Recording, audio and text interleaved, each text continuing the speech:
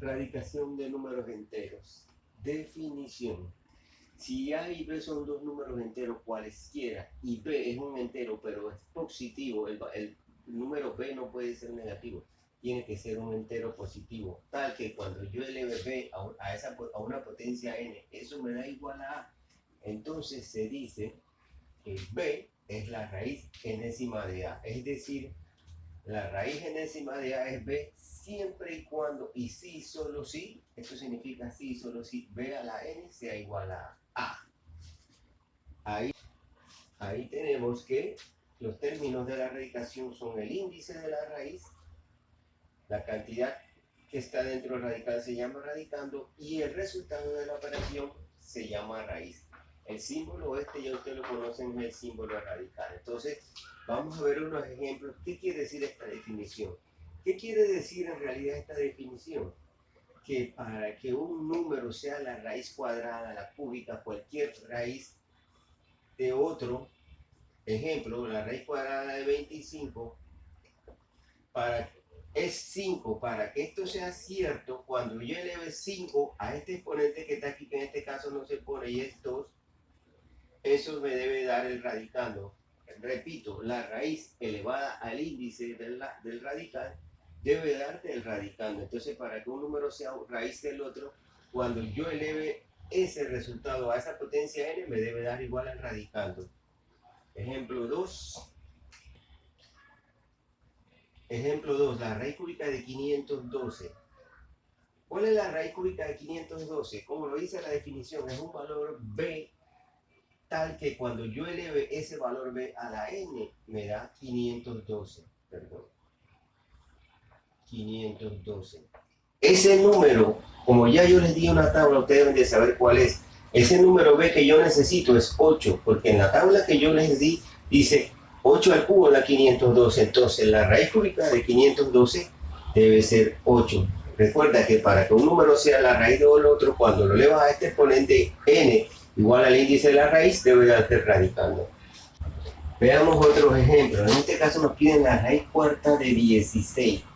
La raíz cuarta de 16 debe ser un valor b, como lo dice la definición, que cuando yo lo eleve a la cuarta me dé 16.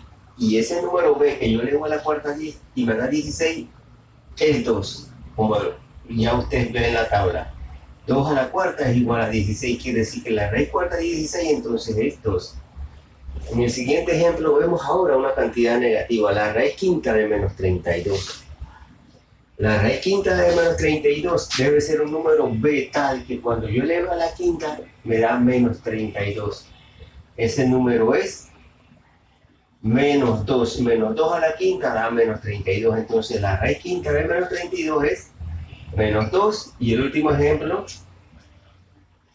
la raíz cúbica de 125 es un número que cuando yo eleve a la cubo me da 125, ese número es menos 5. Bien, un ejemplito más. Vamos a ver que, si tú observas ya aquí, hay signos, quiere decir que también debe haber una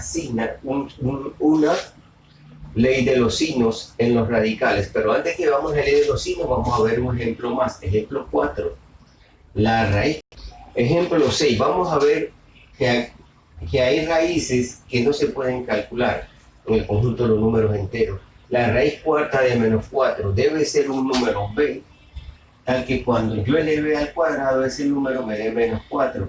Aquí voy a poder tener dos posibilidades. La primera es que sea 2. 2 al cuadrado me da más 4. No me sirve porque yo quiero que adentro me dé menos 4, no 4. Y si utilizo menos 2 al cuadrado, recuerda que cuando yo elevo cualquier número al cuadrado me da positivo, me da 4. ¿Qué quiere decir eso? Que no existe ningún número entero que cuando yo eleve al cuadrado me dé menos, jamás, porque cada vez que yo eleve a una potencia par, nunca me va a dar menos, siempre me va a dar más. Entonces surge un problema con los exponentes, con los índices pares. Esos números no existen realmente su raíz en el conjunto de los números enteros. Esas raíces son raíces imaginarias que ustedes van a ver cuando lleguen a cuarto año. Esas raíces no se pueden calcular en el conjunto de los números conocidos. Ese es un conjunto nuevo que van a ver en cuarto año.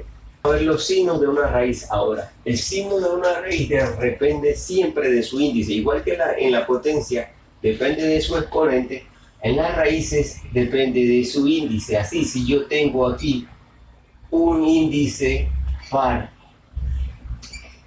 y el radicando adentro es positivo, la raíz siempre va a dar positiva. Ese es el primer caso. En el segundo caso, si yo tengo un índice par y el radicando es negativo, como ya vi en el ejemplo 6, esa raíz no existe en el conjunto de los números enteros, porque, como les dije en el ejemplo 6, no existe un número tal que cuando yo le vea un índice par, a un exponente par, me dé negativo. Siempre me va a dar positivo, nunca me va a dar negativo. Y el número 3 es cuando este índice n sea impar. Si n es impar y el radicando es positivo, la raíz va a dar positiva. Sin embargo, si n es par y el radicando es negativo, entonces la raíz dará negativa. ¿Qué quiere decir eso? Que cuando el índice es impar no hay ningún problema, la raíz siempre va a existir, y además, si el radicando es positivo, la raíz es positiva, y si el radicando es negativo, la raíz es negativa. ¿Qué quiere decir eso? Que el radicando, cuando el índice es par, siempre va a tener el signo del radical, la raíz siempre va a tener el signo del radicando. Si es más, da más, y si es menos, dará menos.